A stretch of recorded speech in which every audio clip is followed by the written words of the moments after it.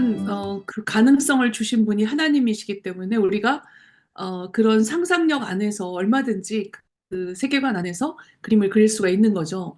오늘은 어떻게 새로운 것을 창조해내는지에 대해서 우리는 이제 그동안에는 모더니즘 회화에서는 새로운 창의성이 어떤 자기가 머리에서 막 뭘 상상력을 만들어서 온전히 그걸 통해서 새로운 뉴를 만들어내는 거라고 생각을 했어요. 그러니까 모더니즘 시대에는 지금은 이제 우리가 약간 포스트 모더니즘을 이제 거의 끝나갈 무렵이라고 볼 수 있는데 그 1960년대 뭐 70년대 80년대 화가들은 그 새로움을 모더니즘의 그 사각의 그 캔버스 안에서 남들이 안 하는 완전 새로운 것을 창조하는 것을 목표로 했기 때문에 자기와 조금 그림이 비슷한 그림이 나오게 되면 자살해요.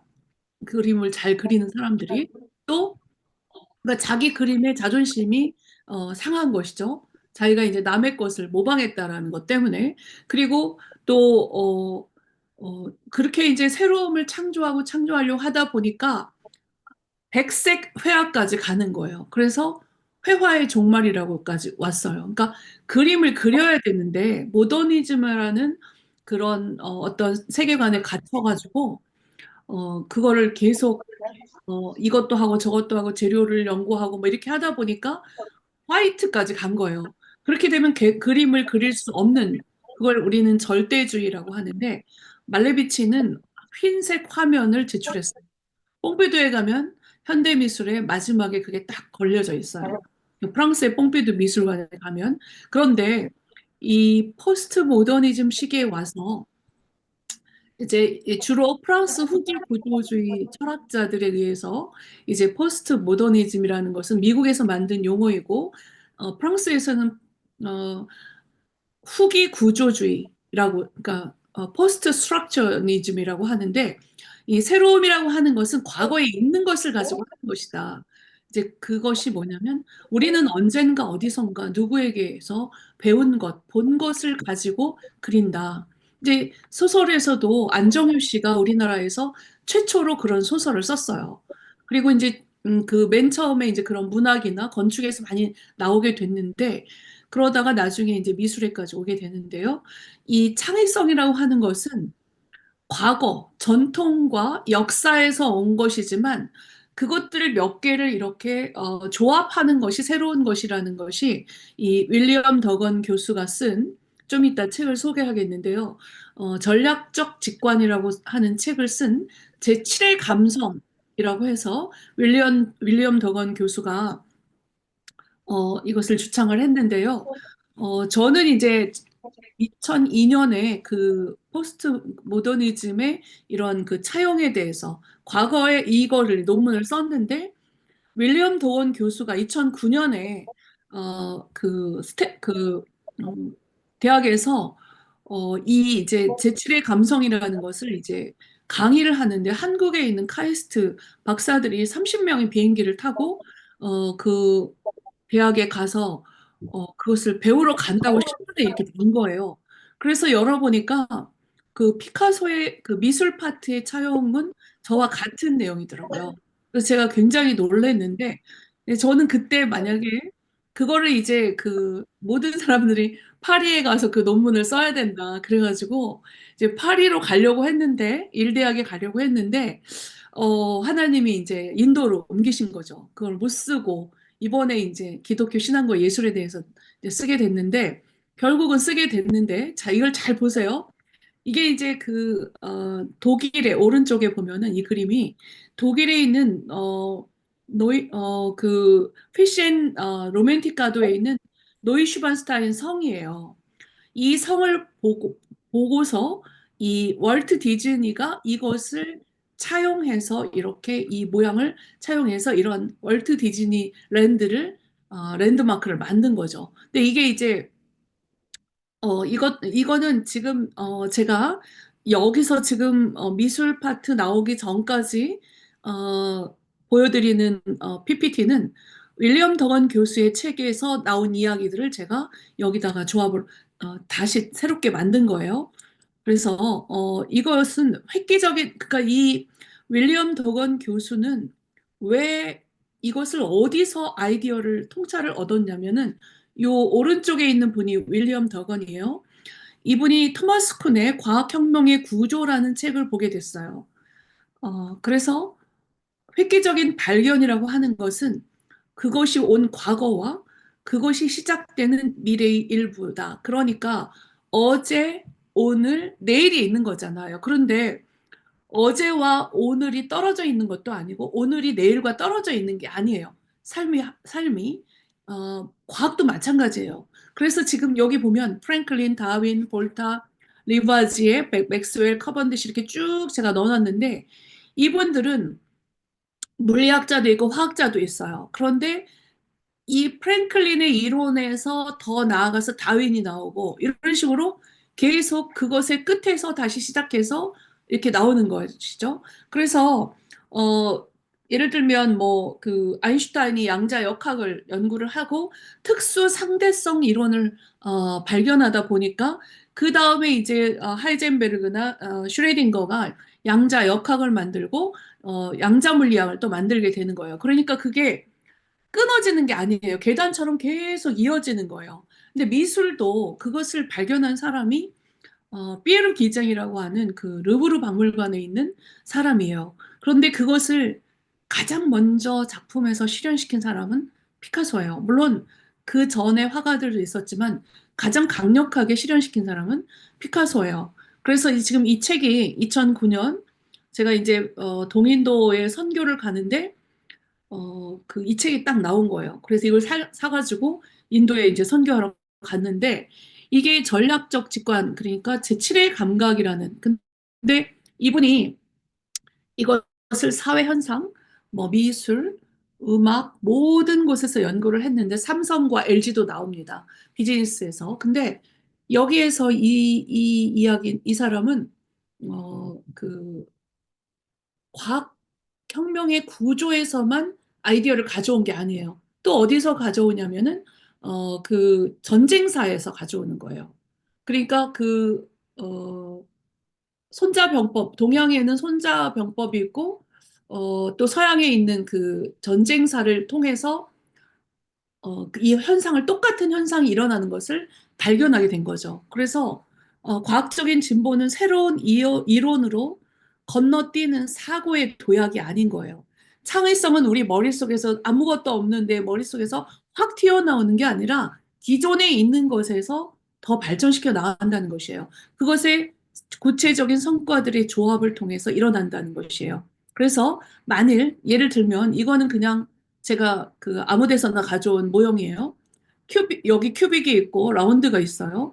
이것을 합쳐서 이렇게 여러 가지를 합쳐서 이렇게 만들 수 있는 거예요. 근데 어느 누구도 이거에 대해서 야, 너는 우리를 표절했어. 너는 법적으로 책임져야 돼. 라고 말하지 않습니다. 이것은 전혀 새로운 것이에요. 물론 여기서 색채나 형태를 가지고 왔지만 이것이 새로운 이유가 되는 거예요. 여기도 마찬가지죠. 그래서 그것에 대해서 제7의 감각 전략적 직관이라는 책 안에 이 내용들이 있기 때문에 여러분이 한번 읽어봤으면 좋겠고요. 새로운 아이디어는 이제 이 연예인들 중에서도 이게 똑같이 이루어져요. 마릴린 먼로는 머리가 흑발이었어요. 그렇지만 신사는 금발을 좋아한다 해서 이렇게 머리를 노랗게 염색을 하고 이제 미국의 굉장히 유명한 스타가 되는데 영화 배우로. 그런데 이 마돈나는 역시 이 여인의 모든 이미지, 아이디어를 가지고 와서 금발에 이렇게 점까지 찍고 이런 마돈나와 같은 그러한 이미지로 아이디어를 가지고 노래를 불렀죠. 그래서 새로운 아이디어는 낡은 아이디어로부터 온다. 그러니까 여러분이 뭔가 새로운 것을 만들어내기 위해서 애쓸 때에는 여러 가지 각자 다른 기법이 다르거나 형태가 똑같이 가져왔지만 약간 변형을 시킨다거나 그러나 예를 들어서 뭐 핀터레스트에 있는 뭐 어떤 멋진 사진이 있어요. 근데 그것을 그대로 그리면은 법적 책임이 있어요. 물론 회화로 옮겼기 때문에 우리가 감옥에 가지는 않지만 그것을 그대로 그리면 사람들이 아, 이건 핀터레스트에서 베꼈다. 이렇게 이야기해요. 가치가 없는 거죠. 그렇지만 핀터레스트에서 아이디어를 가져왔다 하더라도 그것을 뭐 선으로 그린다, 색채를 선으로 한다든가 선을 색채로 한다든가 변형을 시키게 되면은 새로운 것이 나올 수 있는 거예요. 그래서 여기 보면 이제 비즈니스에서 그렇고 코페르니쿠스가 태양을 중심으로 지구가 돈다. 근데 그 이전에는 천동설, 그러니까 이 지구가 도는 것이 이 새로운 혁명을 지상의 혁명을 일으켰던 코페르니쿠스 같은 경우 이분이 코페르니쿠스인데 이전에 있던 걸 가지고 이 세 가지를 가지고 이미 아리스타르고스가 지구가 태양 주위를 돈다라고 이렇게 얘기를 했어요. 있는 걸 가지고 삼각함수와 그리고 천동설 이것들을 연구하면서 이것을 결합해서 결국은 어, 태양 중심으로 모든 행성들이 도는 것을 발견을 해냈는데 이것을 뭐 목숨을 걸고 이제 이것을 한 건데 이전에 있는 것들을 조합해서 한다는 것이죠. 그러니까 우리가 지금 주제도 성경에서 뭐 식물이라는 우리가 주제를 가지고 그릴 때 다른 사람이 어떤 뭐 사진 중에 뭐 어떤 씨띠나무 씨띠나무가 있다. 그러면은 그것을 가져다 쓸 수 있어요. 그런데 그것을 그대로 쓰는 것이 아니라 약간 변형을 해서 쓰고 또 거기서 다른 것들 그러니까 비유라고 하는 다른 상징적인 것들을 갖다가 쓸 수 있다라는 것이죠. 그러니까 우리 어, 로이스 선생님이 가시나무에 불꽃이 있고 그 앞에 신발을 내 신을 벗어라 해서 서 있을 때 그 모세 대신 자기 자신을 대입시킨 것처럼 이런 식으로 변형을 시키거나 변화시킬 수 있고 색채를 변화시킬 수도 있는 거죠. 그래서 그냥 무에서 시작을 하게 되면은 내가 기억하고 있는 것밖에 그리지 않기 때문에 좋은 그림을 그릴 수가 없어요.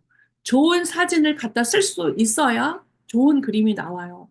그러니까 나폴레옹이 80번의 전쟁을 대승을 거둡니다.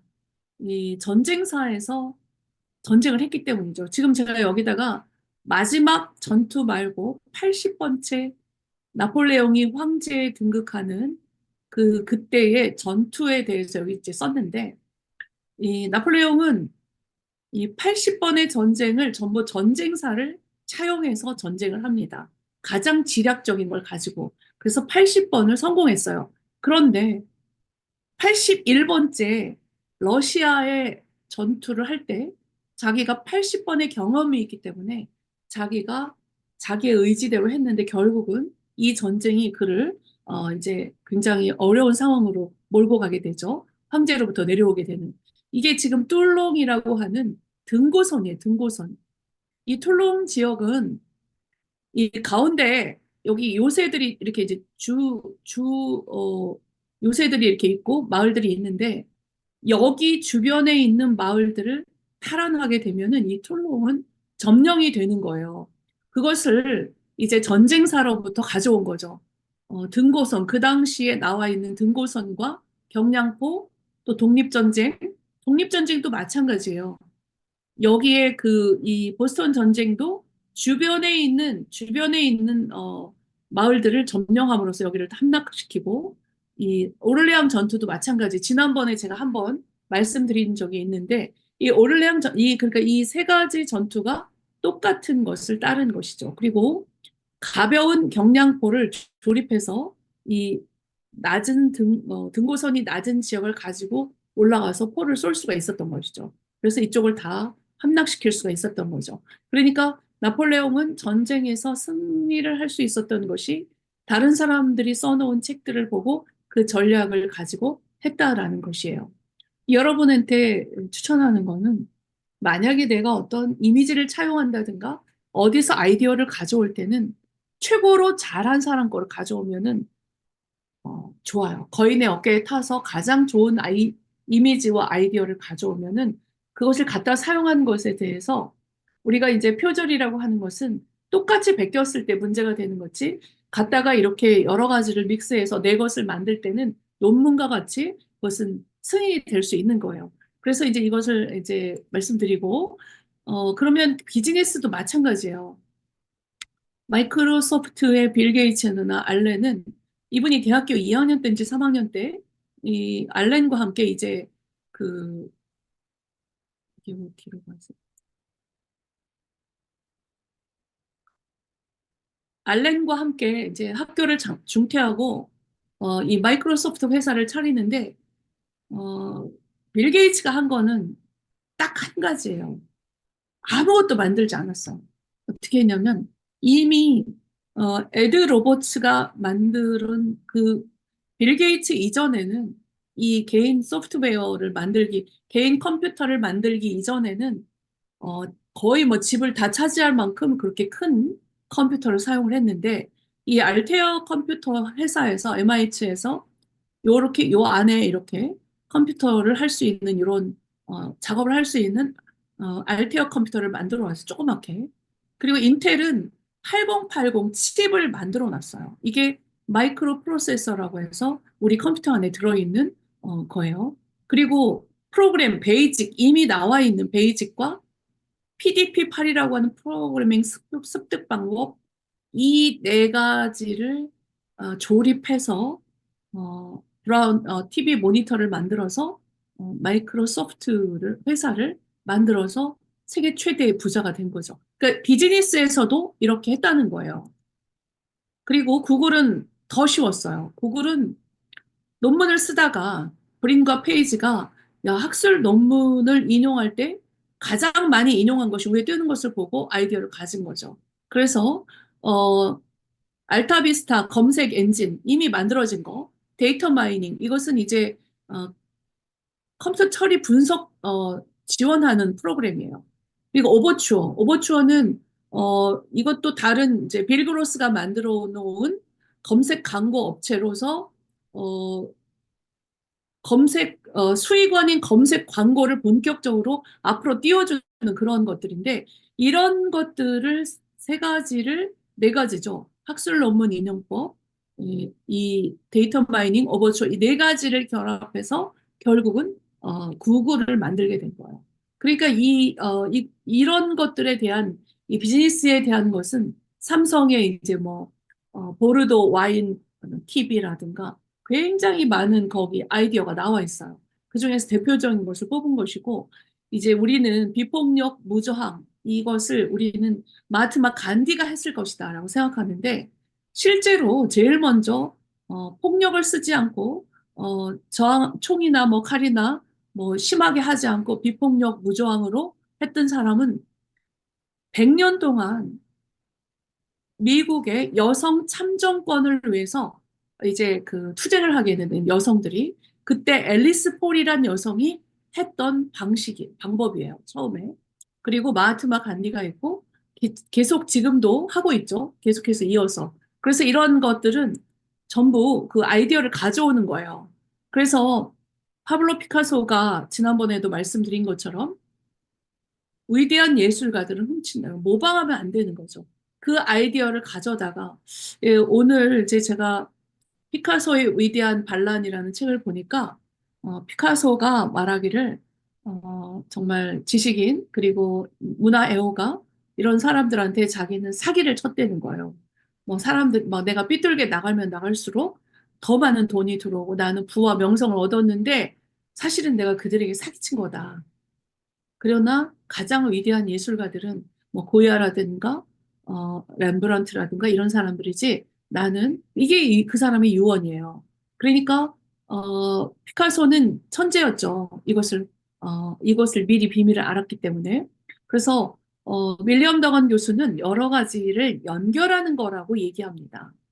윌리엄 더건 교수는. 그래서 여러분이 혹시 시간이 되시면 책을 한번 보시면 좋겠어요. 지난번에도 말씀드린 것처럼 어, 미술은 미술에서 나옵니다. 이것은 1808년에 그린 이 어, 프랑스군이 스페인에 점령해서 이제 총을 쏘는 장면이 1867년에 재현됐고 그 후로 1950년대 우리나라 한국에서의 학살 네.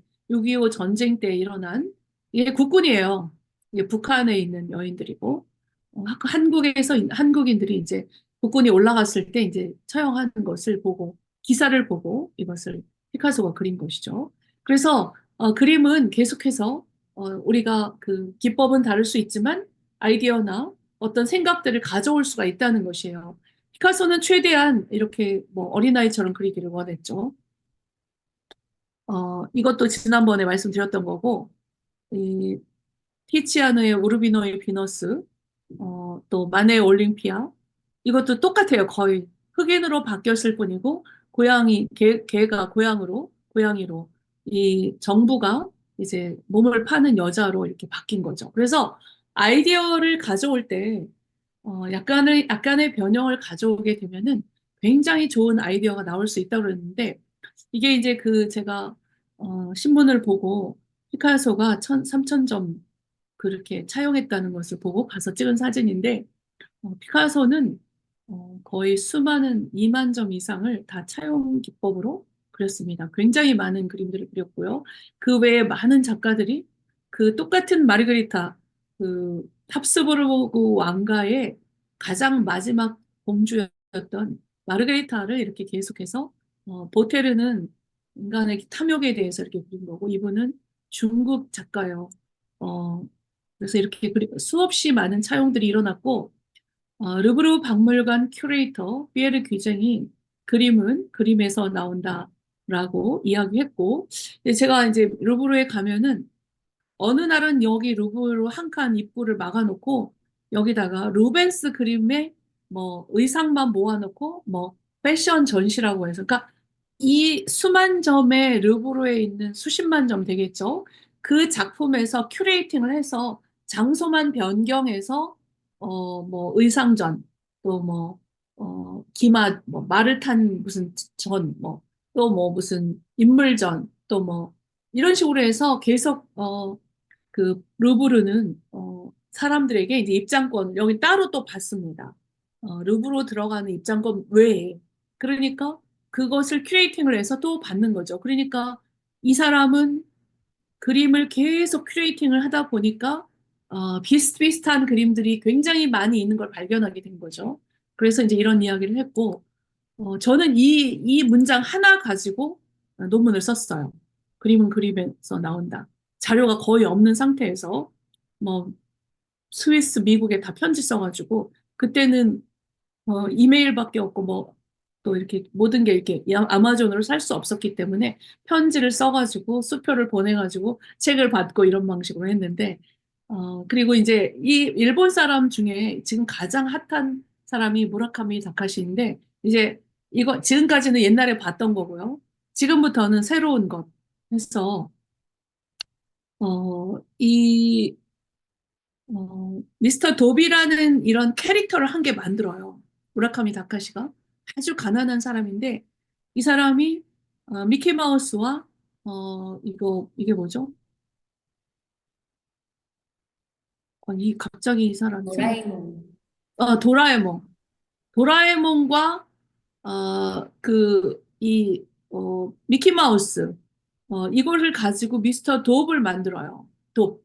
하나를 만들어가지고 이것이 막 자생해가지고 어마어마한 산업이 되는데 어, 무라카미 다카시가 이 그림을 미스터 돕을 이게 이제 루이비통 가방인데 지금 뭐 구찌나 샤넬 다 뭐 뒤로 처지고 있는데 루이비통은 이 무라카미 다카시와 결합해서 미술과 순수 회화와 이 상업이 합쳐져 가지고 믹스해서 이게 미스터 돕을 하나 그림으로서 그리고 이 검은색을 이렇게 바꿈으로써 50조 달러를 선사하게 돼요. 그래서 이런 것을 활용하기도 하고 굉장히 많이 하는데 이 사람은 무엇을 자기가 결합해서 했냐면 앤디 워홀의 팝아트 이거 팝아트예요. 이게 미스터 돕과 이게 다 그리고 제프 쿤이라고 차용하는 작가가 있는데 미국에서 활동하는 작가예요. 그리고 일본에는 우키요에라는 판화가 있어요. 전에도 설명드렸지만 인상파 시기에 어, 그 파리박람회에 일본 판화를 가지고 도자기를 싸서 보냈는데 화가들이 인상파 화가들이 이 우키요를 모으기 시작했는데 이것이 이제 그 유럽 미술에 영향을 미치는데 그거에서 가져온 이미지 그리고 굉장히 복잡한 거 그리고 만화 캐릭터를 이용해요. 은하철도 999 오타쿠라고 해서 한 가지에 중독된 거에서 더 깊이 들어가면 거기에 완전히 빠지는 우리는 오타쿠를 부정적인 이미지로 사용을 했는데 이 사람은 자기의 그런 성향을 가지고 이런 작업을 했어요. 키덜트, 그러니까 어린아이와 같은 성인이죠.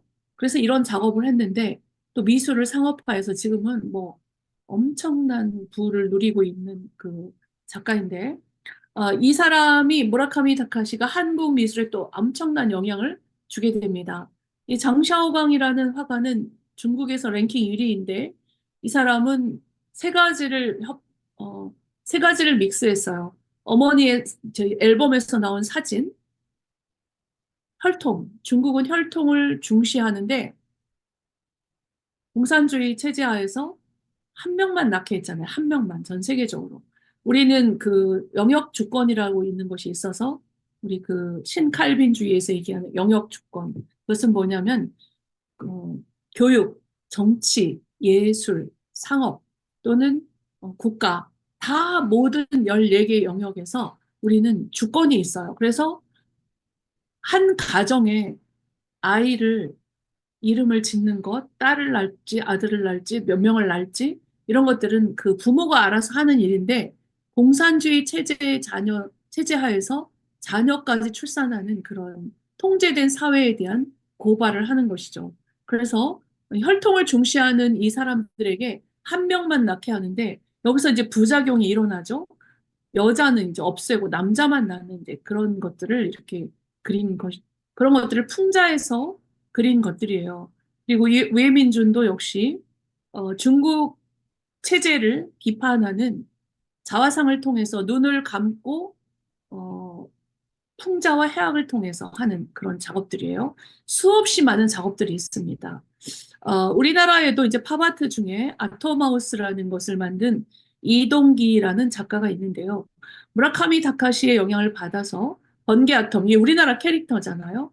그리고 만화 캐릭터를 합쳐서 아토마우스를 만들어냈어요. 그래서 이렇게 이제 그 누들, 라면을 뭐 좋아하는 이런 식으로 이제 아토마우스를 만들어서 이분도 굉장히 한국에서는 팝아트 작가로 유명하신 분이고 권기수 같은 경우도 무라카미 다카시의 영향을 받습니다. 그리고 노장 사상에서 영향을 받아서 뭐 벗이 있어 먼 곳에서 벗이 있어 놀러 오면 이 또한 기쁘지 아니한가 이런 내용을 이 동굴이라는 캐릭터를 통해서 이게 애니메이션이에요. 이제 꽃이 피어 있는데 막 걸어가는 장면이 나와요. 이제 만나서 이제 이렇게 담소를 나누는 장면들이 나오고 그래서 권계수 같은 경우는 무라카미 다카시를 차용해 이제 믹스했고요. 그리고 디지털과 아날로그를 같이 했어요. 디지털과 아날로그. 그러니까 어, 그림으로 그려가지고 디지털로 만들고 크로스오버. 그러니까 과거와 현재를 크로스오버하고 사군자, 노장사상, 고립무원 이게 다 이제 그 동양 사상에서 나온 것이죠. 백제의 미소 이런 것들을 통해서 자기만의 독특한 캐릭터를 만들어냈어요. 남경민이란 화가의 그 캐릭터는 우리가 이제 후기 구조주의에서는 시뮬라크르라고 하는 게 있어요. 한번 그걸 해보는 거죠. 이렇게 이제 그 영상으로 주로 많이 하는데 이분은 화가의 방은 이거는 이제 여러분이 잘 알다시피 세잔느의 화실을 자기가 상상해서 그린 거예요. 세잔느의 화실을 자기 얼굴도 그려져 거울에 그리고 세잔느가 주로 그렸던 그림들 바니타스의 정물이라든지 여러 가지 이제 사과 이런 거기에 나오는 것들을 이렇게 자기가 상상해서 현대적으로 꾸민 것이에요. 신사임당 이거는 신사임당이 아니고 그 신윤복의 그 작업실이죠. 작업실을 자기가 상상해서 조선시대를 그린 거예요. 굉장히 상상력을 이제 그 과거로부터 그림을 가져오지만 나머지는 다 자기가 이제 시뮬라크를 하는 거죠. 아, 이 사람은 여기 걸대에다 했을 것이다. 벽화가 이런 게 있을 것이다. 창문이 이랬을 것이고, 창밖 풍경은 이랬을 것이다. 그 당시에. 뭐 이런 것을 상상하면서 하나하나 그림을 그린 것이죠. 남경민 씨는 최근에는 이제 고흐의 방도 새롭게 자기가 그리고, 어, 음, 이 그림은 더 독특하게 이제 3차원으로 더 나아갔는데, 데이빗 호크니의 방 안에서 본 반 고흐의 작업실이에요. 그렇게도 이제 그리고, 그래서 이런 시뮬라크르 기법도 있고, 이 차용 미술에서 여기 지금 제 그림 나와 있는데 마지막 게 제 그림입니다. 이 고야가 1800년대에 자화상을 그린 것을 피카소는 이렇게 이제 소묘로 그림을 그렸어요. 저는 이제 예술가의 작업실을 할 때 제가 이 피카소를 차용해서 피카소 플러스 로이 리히텐슈타인, 행복한 눈물을 그렸던 로이 리히텐슈타인의 만화적 그리기 기법, 그리고 그 신문에 나오는 어떤 그런 이미지 같이 이렇게 그림을 그려가지고, 이거는 굉장히 큰 작품이에요. 100호짜리인데 이것을 그렸어요. 이 당시에 그렸던 그림이 한 40점 정도, 제가 이제 2009년에 전시를 했는데, 이 전시가 아시아 100대 영향력 있는 작가에 뽑히게 된 작품 중에 하나예요. 다트도 있죠. 신문에 나오는 다트. 그러니까 이게 뭐냐면, 저는 이제 컨셉추얼 아트, 팝아트라고 볼 수가 있는데, 굳이 따진다면, 조금 더 이제 생각한다면 컨템포러리 아티스트라고 볼 수가 있는데, 이 컨셉 때문에 저는 뽑힌 거죠. 그냥 그림을 이렇게 이런 방식으로 그리면 안 되는 거죠. 지금 세상에서는 뭔가 어떤 개념이나 어떤 그런 것들이 들어 있어야 되는 거죠. 이제 심지어 어떤 그림에는 4명, 5명의 작가가 작가의 기법과 화면과 구성이 이렇게 믹스된 작품도 있습니다. 그래서 여러분이 앞으로 이제 그림을 그리실 때는 내가 찍은 사진은 그대로 그리셔도 좋아요. 그러나 다른 그림을 그릴 때는 상상으로 그리시지 마시고 작품을 보아서 그 잘된 표현을 차용한다거나 다른 사람이 찍은 사진 중에 한 일부분을 쓴다든가 또 거기에 상상력을, 이게 굉장히 고도의 전략인데요. 기법을 차용할 수도 있고, 근데 이 그림과 이 그림 완전 다르죠. 그렇지만 원래는 여기서부터 온 거예요. 이렇게 이 사이에 또 누군가가 있죠. 그래서 이렇게 이제 건너서 온 거예요. 과학 혁명의 구조처럼. 그래서 그리는 기법이 이렇게 계속 가고, 이 다음에 이제 저는 또 다른 그림을 그리겠죠. 그래서 이런 어떤 가, 이제 제가 전시를 할 때, 70대 노 작가들이 와가지고, 이렇게 얘기하는 거, 아, 김 작가, 왜 이렇게 화면 구성이랑 색채가 이렇게 아름답냐고 그래요. 그래서 아유, 작가님, 제가 이거 다 유명 작가 거를 차용해서 그래요. 제가 한 거 한 개도 없어요. 저는 그냥 아이디어를 가져와서 제가 이렇게 재배치한 거, 믹스한 것 뿐이에요. 그랬더니, 아니, 그래도 그렇지. 왜 이렇게, 구도와 색상이랑 이런 게 너무 좋으냐고 물어봐요. 자, 구도는, 피카소로부터 왔죠. 기법, 이 라인은, 로이 리히텐슈타인으로부터 왔죠. 그 다음에 이 색채는, 이 웹을 통해서 우리는 색을 보기 때문에 이런 색상을 쓰면은 과거로 회귀하는 거예요. 저는 빛을 투과하는 것처럼 굉장히 선명하고 그 평면적인 이런 라인을 썼어요. 그러니까 시대의 어떤 시대성을 반영을 한 거예요. 빛을 투과하는 것처럼 입술도 핑크색으로 만들고 이 라인을 검정색으로 하지 않고 이것을 전부 다 그렇게 그런 방식으로 제작을 한 거죠. 그러니까 고도의 전략이 들어가 있는 거예요. 그래서 여러분이 기법을 차용한 동양화 작품에서 이미지를 가져와서 서양화를 그리면은 완전 새로운 게 되는 거예요. 그렇게 하는 작가들도 많아요.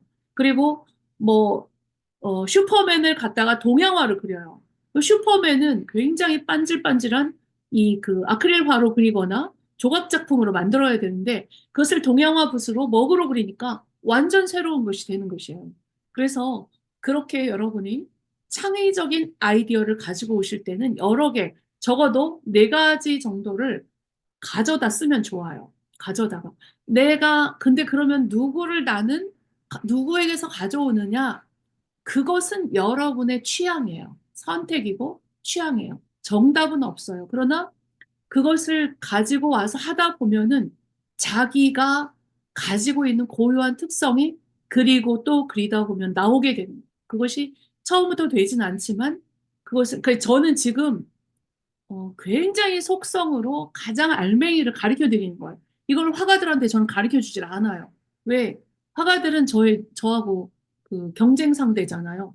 그렇기 때문에 가르쳐 주지 않는데 가르쳐 줘도 또 하지도 못해요. 또 그분들이 아이디어가 깨어있지 않게 되면은 수용력이 떨어지거나 과거의 것을 이제 이렇게 답습하려고 했을 경우에 그래서 여러분이 새로운 것은 어, 이렇게 나오고 또 여러분이 좋아하는 거.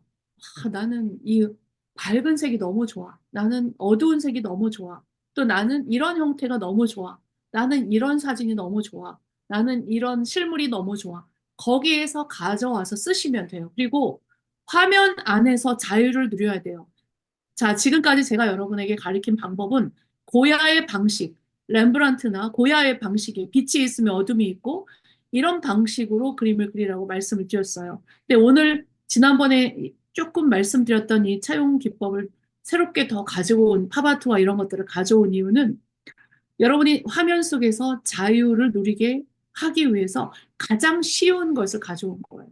그림 중에서 이해하기 쉬운 것을 가져온 것입니다. 그래서 새로운 것은 어, 무에서 창조하는 것이 아니라 무에서 창조하시는 분은 하나님 한 분이시고 우리는 인간이 만들든 하나님이 주신 자연이든 있는 것을 반복해서 사용한다.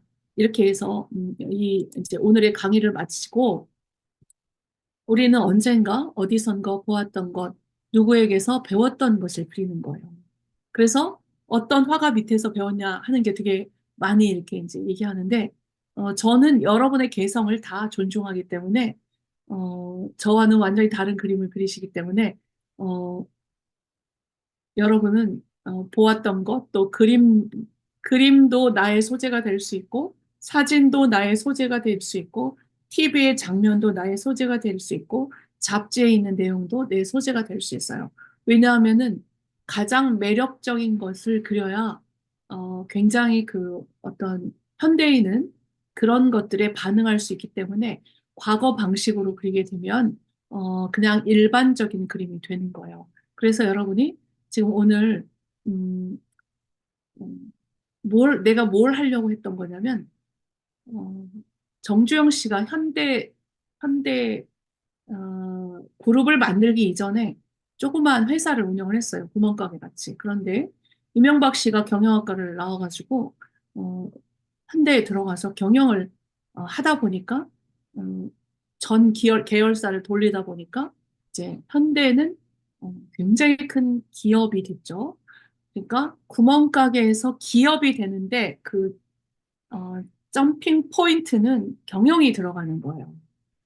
아무리 장사를 크게 해도 경영이 들어가지 않으면 그냥 구멍가게인 거.